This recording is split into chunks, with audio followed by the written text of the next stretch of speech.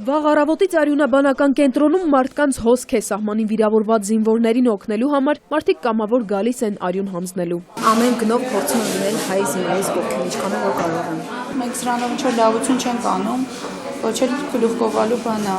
Պարտքն է գալիս կատարում ենք, մեր տղաները այնտեղ կռվում են, այսօր էլ իրենց պետք է, ուրեմն պետք է գանք։ Կամավոր դոնորների հոսքը երեկվանից է սկսվել, այսօր պիկին է հասել։ Հիմնականում երիտասարդներ են, ուսանողներ ու միջին տարիքի մարդիկ, ասում են այսպես իրենց պարտքն են կատարում։ Իմ ընկերներն արդեն գնացել են կամավորական,